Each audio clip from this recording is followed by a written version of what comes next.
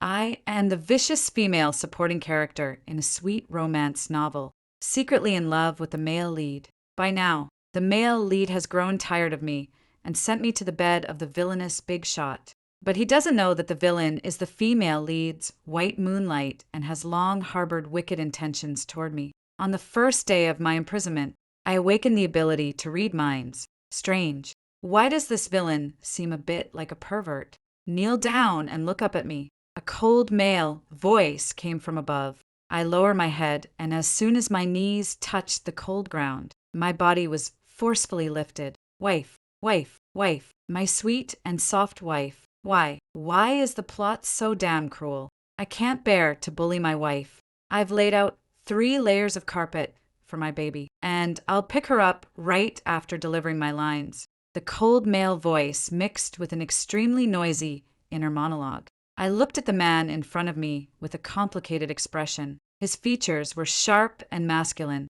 Wife. She looked at me. Damn system. What's my next line? Once I finish my lines, I can kiss my wife. Right, what? After I finish my lines, my wife still has to reward me with a slap. I'm about to faint from the moment he entered. Frank's inner thoughts never ceased. Miss Tiffany. The noisy sound ceased. A man's voice filled with pressure reached my ears. I felt a bit scared, my body trembling involuntarily. Frank is not a good person. His reputation in the industry is extremely poor. If it weren't for his overwhelming strength, no one would be willing to cooperate with this scoundrel. They all say that if it weren't for the existence of the law, those who have offended him would have long been thrown into the sea to feed the sharks. Back when Frank was a down-and-out illegitimate child, I once grabbed him by the hair and mocked him, saying he was only fit to be my dog for the rest of his life. Now evil has been met with evil. The female lead has returned to her roots, and my identity as a fake eyes has been exposed. If I want to continue living the wealthy life I had before, my only option is to beg Frank to agree to marry me. I heard he hits people, even women. I glanced at his hands with prominent veins that looked very strong and averted my eyes. These hands must hurt a lot when hitting someone. Miss Tiffany, your sincerity in asking for a favor seems insufficient. He took off that expensive valuable watch. The watch fell onto the table with a crisp clack sound. I bit my lip tightly, then numbly followed the procedure in my mind. Slowly taking off my coat. Huff! A cold mocking laugh, filled with explicit humiliation. Has no one ever taught you? I thought Miss Tiffany had already become skilled through practice. I knew he was mocking me for the incident where I had offered myself to the male lead, only to be publicly driven away in front of everyone. I knelt on the ground, my eyes already brimming with tears from the humiliation and sorrow.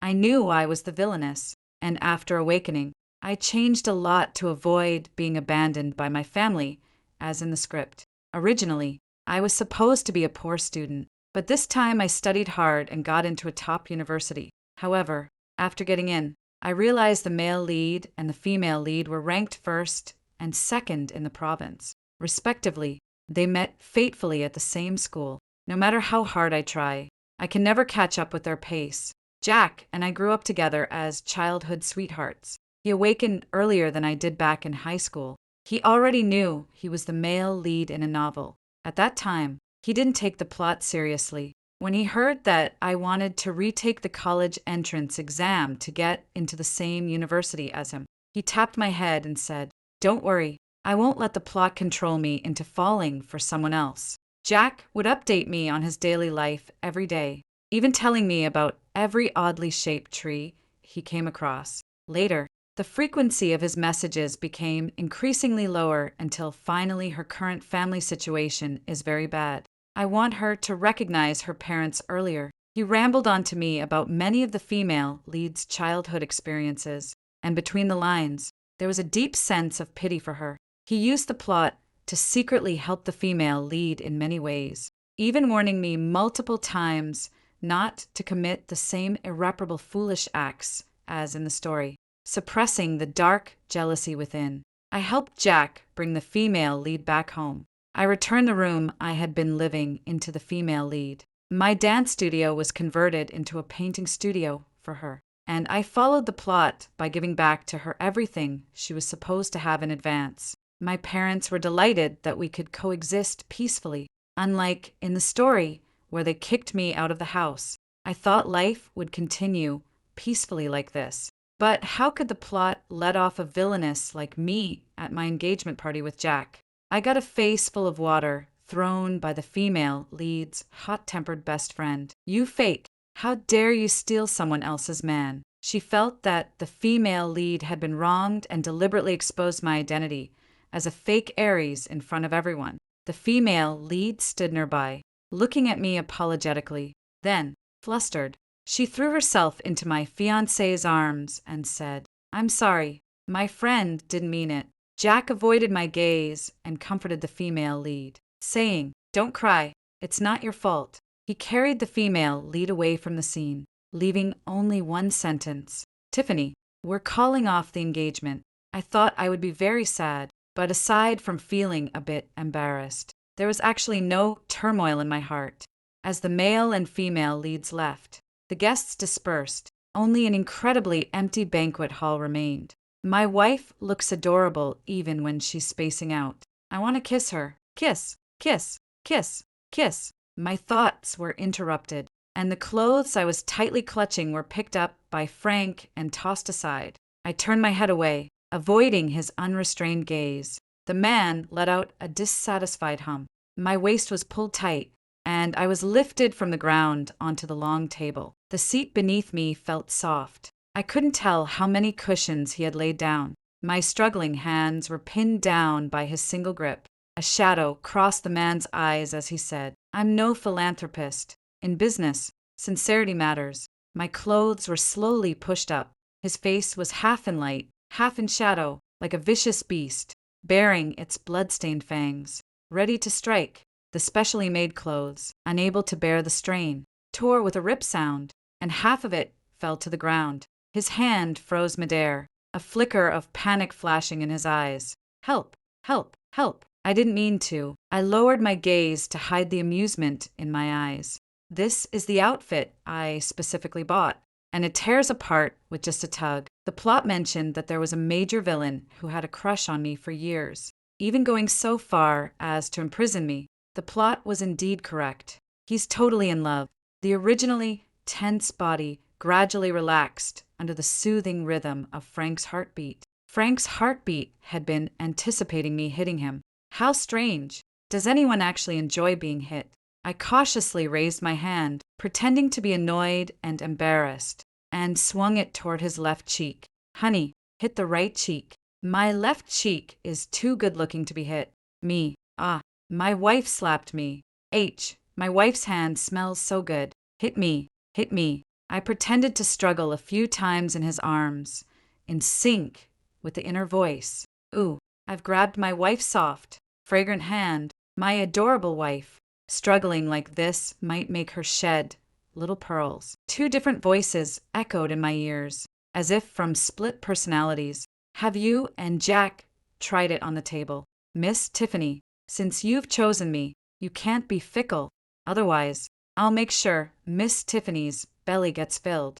This line is truly vicious. Forget it. System, keep shocking me. I can't bear to see my dear wife cry. I am my wife's dog. Woof woof. The pressure holding me down suddenly loosened, and I saw the man in front of me abruptly turn his head away. His brows furrowed tightly. "It hurts." The man's face palled for a moment, but when he met my worried gaze, he pretended as if nothing had happened. It turns out he faces punishment for not following the plot. Unlike me, thankfully, I just showed my wife my left side. My left side is more handsome. I didn't dare kiss my wife, afraid she'd get angry. So many people covet my wife. It's finally my turn to step into the plot. That bastard Jack. How dare he try to steal my wife? I suppressed my fear of Frank and carefully observed his face. Frank's appearance was exceptionally handsome. Unlike Jack's, Jack is an unattainable flower with an ethereal appearance that seems untouched by the mundane world. He exudes an air of coldness, distant, yet without any sense of aggression. The person in front, however, has sharp phoenix-like eyes beneath thick brows, and a high prominent nose bridge. When he leans in, it only amplifies the sense of pressure. Is his earlobe turning red? I wanted to hear what Frank's heart was saying, but the air remained utterly silent. You're blushing, too. I suddenly spoke up. No, Frank replied quickly, his face cold, and looking quite intimidating. If I didn't have the ability to read minds, would definitely be fooled by his appearance. Tilting my head, I stood up, stepped on his shoulder, and pressed him down bit by bit, asking curiously, "Why aren't you saying anything? Just now, I heard you cursing Jack in your mind, quite happily." The room was completely silent. System, how? Come, I didn't know my wife can read minds. What should I do if I broke character the first time I met my wife? Wife, you can step on me, but you can't hit me because of Jack. Frank knelt neatly on the ground, a trace of pitifulness flashing in his dark eyes. The 188-meter tall man curled up into a ball, lost in his own world. I won't apologize for scolding Jack. This is a matter of a man's principles. Frank, thank you for liking me. I haven't finished speaking yet. The doorbell suddenly rang. A flicker of malice flashed in Frank's eyes, and he looked at me pitifully. I don't want to open the door. My sixth sense as a man tells me that whoever is here is definitely no good. I glanced at the door. He understood my meaning, a flicker of frustration flashing in his eyes. All right. He took off his coat and covered me up completely. The door was opened. I heard Frank curse in his heart. Damn it. Is this your scene? Why are you here? The woman slapped, and the man even used the 18 dragon, subduing palms. I locked eyes with a pair of indifferent eyes across the distance. Jack spoke. Come here. Behind him stood the female lead. After they saw my disheveled appearance, their eyes were filled with reproach. It seemed to be questioning me. How could I do something so improper? I slowly walked behind Frank and tugged at the corner of his clothes. Frank turned his head away coldly and stiffly. Bad woman. One should not be too soft-hearted, or they will become a woman's plaything. No matter what you say, I won't agree. I told you to lock the door. I said helplessly. Why did you open it instead? This man has so much inner drama. Is it certain that the female supporting character will always love the male lead? Woof woof. Frank arrogantly planted a kiss on my face, then kicked the male and female leads out the door. Then he cautiously asked, You really didn't hear my inner thoughts? I answered without blushing or my heart racing. No, impossible. You clearly heard me scolding Jack just now for the first time. His inner thoughts and spoken words were in sync, but you just said you heard me scolding Jack. I guessed. I majored in psychology in college. I said calmly, Phew, luckily, my wife can't hear this. Otherwise, she'd think I'm a total pervert. Frank observed my expression while silently going through all the scenes of forced love. He skipped many of the lines, and as a result, he had been punished by the system multiple times, giving off a sense of being broken and bullied. He buried his head in my shoulder, hesitating to take the next step. He doesn't dare touch me, hurt me. The voice in his heart is soft, as if coaxing me. I took the initiative to wrap my arms around his neck and whispered, Bad dog. He was thoroughly scolded, and the intensity was overwhelming. His hand maliciously pressed against my lower abdomen. I felt somewhat broken, tears streaming endlessly, and eventually I drifted into a heavy, dazed sleep before I passed out. I didn't see the man's dark and gloomy expression. He coldly pressed the power button to turn off the constantly vibrating phone beside him. I spent a few lazy days at Frank's villa doing nothing productive. However, rumors were spreading outside that I had already offended Frank and was being badly mistreated. I lay bonelessly on the sofa, surrounded by a pile of snacks, binge-watching TV shows, rich with free time, but the man doesn't come home at night. Satisfying. My fake girlfriend sent me a WeChat chat message. Did Frank really hit you? We really feel for you. You must be short on money right now. We can pull some money to help you out. You were used to being a rich girl before, so this must be really hard for you to adjust to. Did you know that Jack and Sarah are getting engaged? They seem quite well matched, both in terms of education and family background. Oh, sorry, I didn't mean to bring them up. I know, they all want to see me make a fool of myself. People say that, aside from my looks, I'm no match for Sarah in any way. It's ridiculous, as if putting me down makes them any better. I didn't want to spoil their fun. So, I started talking nonsense. Suddenly, I felt the urge to act. I took a picture of the bruised and purple marks on my arm and tearfully sent a voice message. I'm so miserable. You have no idea. Frank actually abused me. Boo-hoo. Mom and Dad have both abandoned me. Jack has abandoned me, too. They heard my voice, and the messages came even more enthusiastically. I pouted and then sent another voice message. The crown worn by Queen Elizabeth will be auctioned off the day after tomorrow. I don't have the money to buy it. Send me 50 million. The messages in the WeChat group have stopped. How boring. There was a noise outside the door. Knock, knock, knock. Someone is banging on the door at this hour. Frank is still at the office. Who is it? I stood guard at the door, holding the anti-wolf electric baton Frank had prepared for me. The door burst open. A familiar scent of cedar wafted to the tip of my nose. Jack, why is he here? Jack looked me up and down with 3 bodyguards standing behind him. Before I could say a word, he grabbed me tightly and pulled me out. Damn it, breaking into a private residence. I'm calling the police. Let go. Tiffany, I'm sorry. Hearing the apology from beside me, I froze. Did he cry? I looked at Jack's ringed eyes with some disdain. What is he crying about? I'll marry you. It's my fault. I shouldn't have let you go find Frank. Jack's expression was filled with guilt. Could it be that he believed the rumor about me being beaten by Frank? No. Is he sick? He embarrassed me in public. Who asked him to marry me? Does he think he's some kind of savior and feel proud about it? Do you want to see who's standing behind you? I looked at him mockingly. According to the novel's plot, how could the female lead not be present in such a scene where she's being mistreated? As expected, Sarah appeared like a ghost at the corner that was originally empty, then ran away crying. I rolled my eyes at Jack. I don't want to be a part of the male and female leads game. If he hadn't given me hope all along, I wouldn't have become the villainous female supporting character who turns dark after unrequited love in the plot. The story glosses over his kindness to me, but for me, it was a genuine 10 years. During these 10 years, he was the one who approached me first. Why can he fall in love with the female lead and walk away unscathed while I have to become the villainess? My gaze turned cold, a fire igniting in the depths of my eyes. No matter how handsome his appearance or how impressive his background, it can't hide the fact that he's a scumbag at heart. Jack hesitated for a moment, his eyes gradually growing resolute. I want to marry you. Frank is not a good man.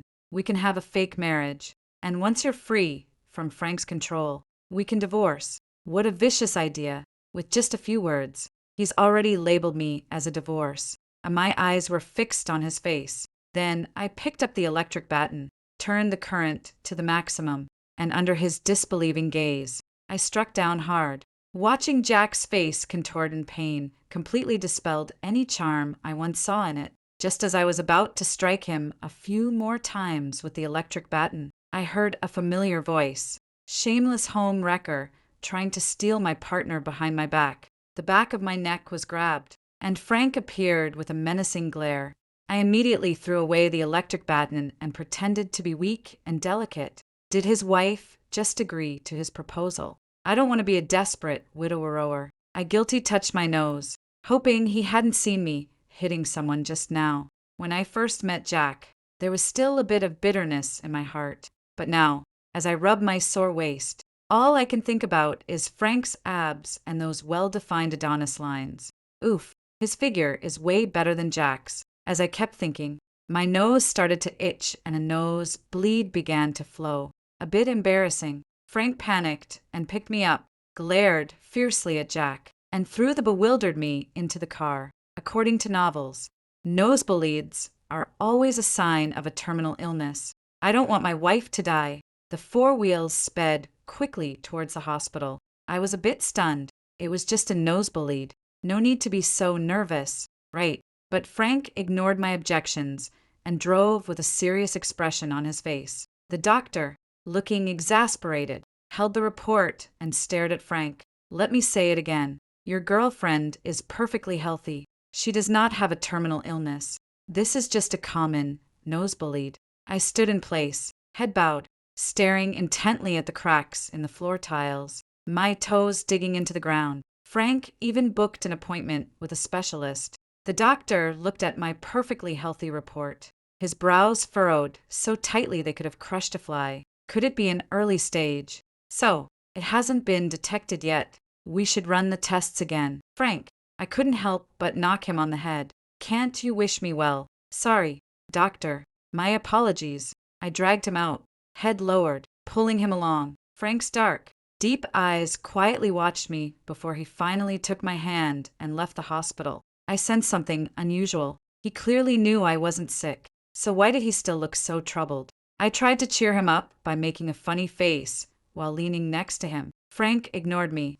I heard that in his mind. He was already thinking about the possibility of him dying for love if I were to die. He really shouldn't love so much. For a moment, silence fell. Just as I felt a bit overwhelmed and wanted to leave the room, he suddenly spoke. Don't you like him?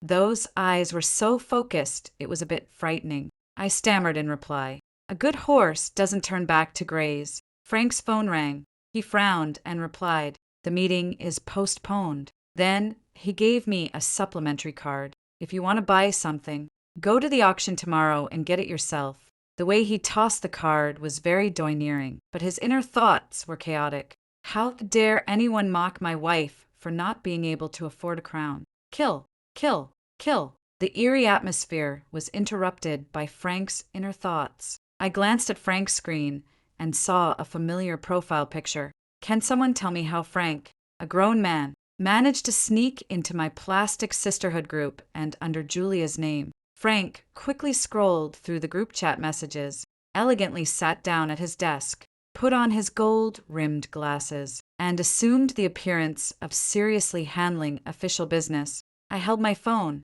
sneakily clicking on the profile picture I had just glimpsed.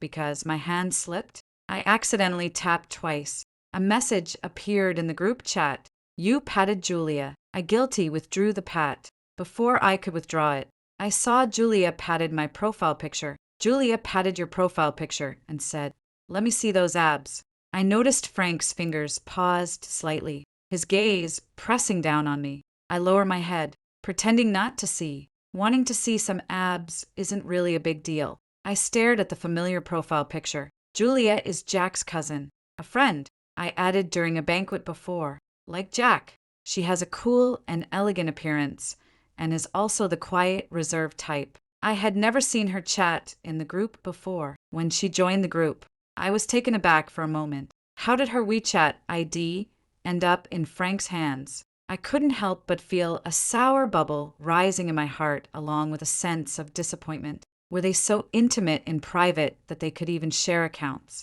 I clicked into the moments, only to find a single post from 3 years ago. The caption read, My Moon. It was a high school graduation photo, a group picture from our high school. My eyes instinctively glanced toward a corner. Oh, wow. Jack's head was actually photoshopped out.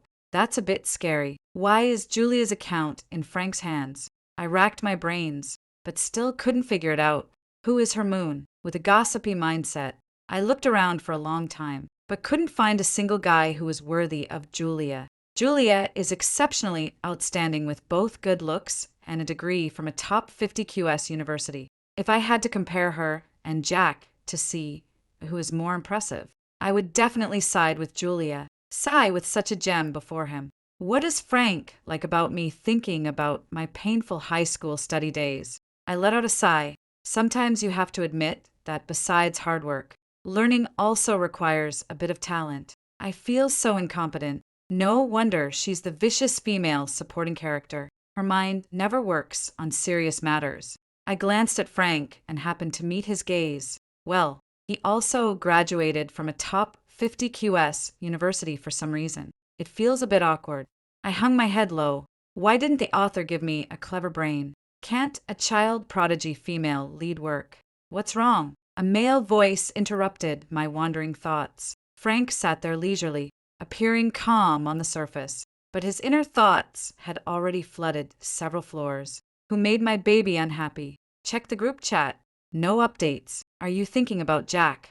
Is it because I'm not dressed well today? Wasn't she just fawning over her boyfriend with gold-rimmed glasses yesterday? Why isn't she looking at me now that I'm wearing glasses? Don't think about him. Think about me. Look at me. I burst out laughing. Frank's ears twitched, and his inner monologue stopped. I briefly admired Frank's outfit and gave him a silent compliment in my heart. Then, looking at the group chat messages in my hand, my smile faded. The fake friends are starting trouble again. They saw the messages between Julia and me in the group chat and asked with ill intentions, "Julia, did you and Frank have a previous engagement?" "Yes. We've seen photos of you two together before." I stared at my phone screen, and before I could reply, I saw Julia had already responded. Julia, completely unfounded. Julia, Frank is incredibly lucky to have one Tiffany's heart. Julia, who says Tiffany isn't good enough for him. She's miles ahead of Frank in every way. You're just jealous because you're unattractive. I watched as Frank, using Julia's name, went on a rampage in the WeChat group, indiscriminately escalating the argument into personal attacks. I fell into silence. What am I really worried about? A bunch of crazy people are spreading rumors irresponsibly. I need to explain quickly so my wife doesn't misunderstand and think I'm not upholding proper male virtues. Frank, annoyed by how slow typing on his phone was, started clattering away on the keyboard. I took Frank's card and went to the auction, but I didn't take a picture of that little crown. I was just talking big. In my opinion, that little crown isn't worth that much money. The little crown was taken by Jack.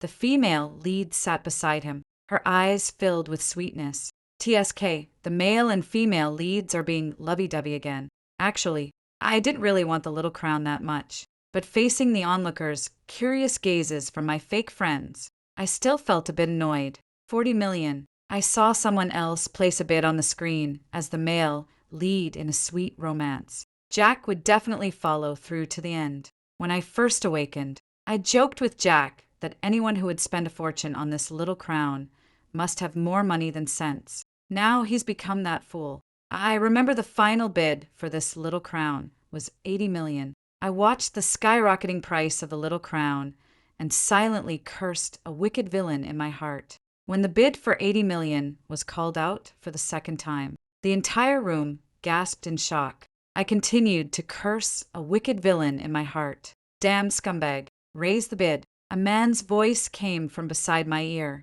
"Frank." He strode over and sat down directly next to me. Immediately, raising the bid by 10 million, I whispered in his ear, "It's not worth it." A man's dignity raised the bid. Next, I watched in disbelief as the price of this small crown skyrocketed to an astonishing amount. In the end, it was won by Frank at twice the original transaction price. He tilted his head and looked at me with a face full of expectation for praise. "Honey, am I handsome? Is there anything else you like? Take pictures of it all."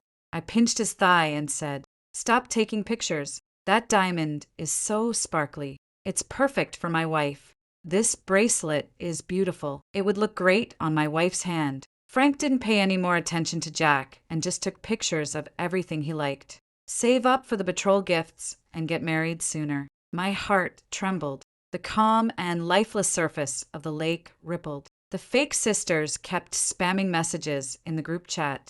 They refused to believe all those things were bought for me, preferring to think Frank was keeping a mistress on the side. And Frank, with his sparkling eyes and under the name Julia, roasted them all over again. When I got home, I saw a pile of high-end luxury gifts on the floor and felt a bit dizzy. Although receiving gifts feels great, getting too many of them gives me the feeling that I'm about to face the executioner and have my last meal. Frank stared at me with eager eyes. "Don't like it? If not, we can change it." "No, I like it." I watched as Frank picked up a bag and was about to throw it into the trash. So, I quickly grabbed it and held on tight. I thought Frank would propose to me tomorrow, but unexpectedly, another uninvited guest arrived. It was the female lead. Sarah, what is she here for? Crying again. Damn it, I didn't bully her. Fortunately, Frank had set up surveillance all around, so there shouldn't be any false accusations or attempts to frame me. I opened my phone.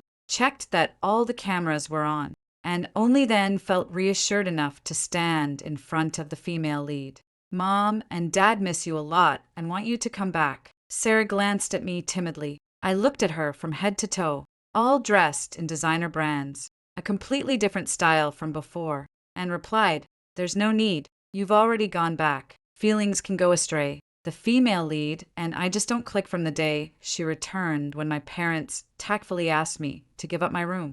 I decided not to go back to that home anymore. A tear welled up in Sarah's eyes as she lowered her head. "I'm sorry. My friend didn't mean to cause trouble at the engagement party. I had no idea she would say those things." "All right, stop right there. An apology without any real action is meaningless." Crossing my arms, I looked at the female lead, who still carried a hint of insecurity in her eyes, and said, "If you really wanted to stop it, you should have explained everything clearly at the engagement party instead of crying and letting Jack take you away, leaving me there to be humiliated."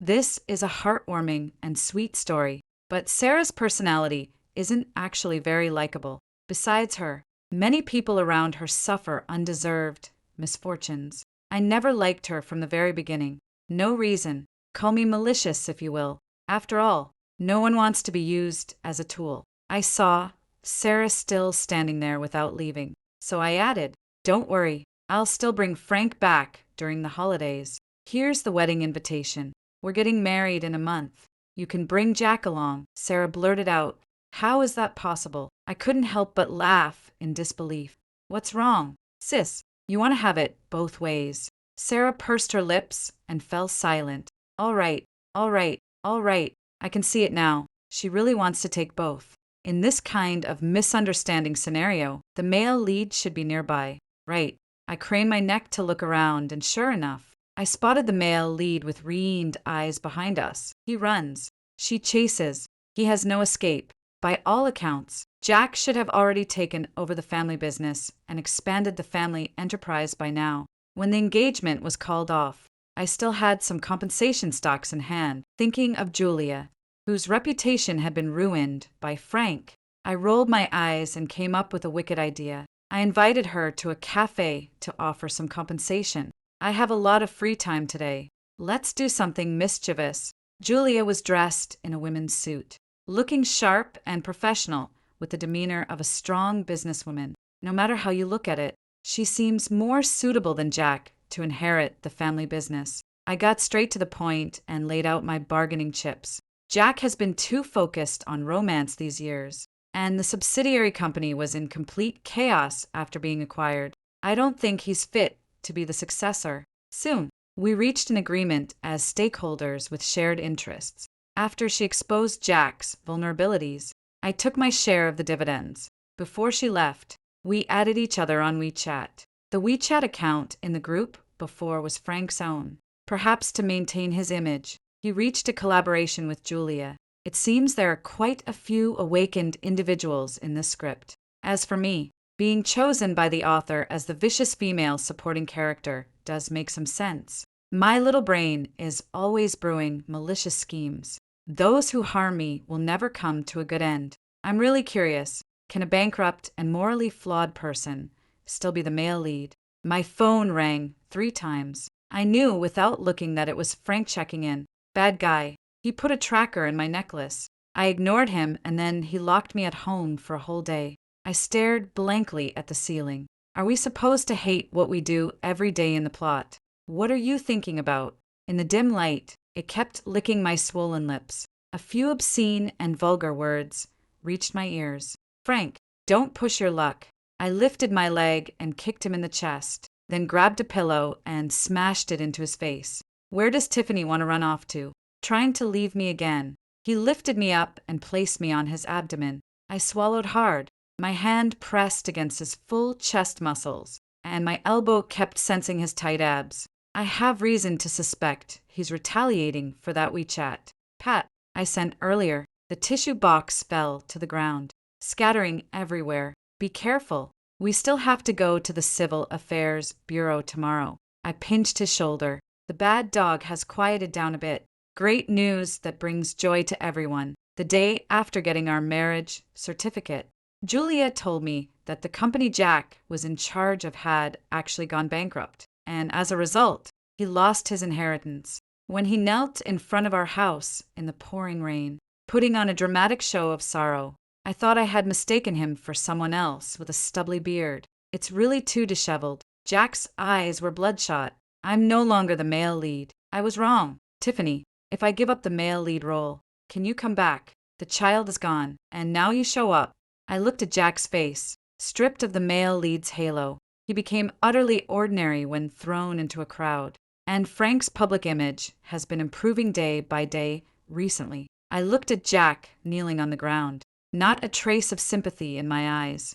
This is a sweet romance world. According to the logic of this small world, naturally, whichever couple has the highest sweetness level becomes the male and female leads. From the very beginning, I told you, if you want to be with me, you have to be faithful until the end. But you insisted on changing your heart. Who can you blame back then? I truly had feelings for him back when he wasn't rotten yet. As for Frank, he stood by my side like a knight, glaring at Jack with a hostile gaze. I can no longer hear his inner thoughts because the protagonist's halo has fallen upon me. And in the world of sweet romance novels, whoever the female lead chooses becomes the male lead. Frank is free. A mechanical voice sounded from the ear. This world has been repaired and is now operating normally.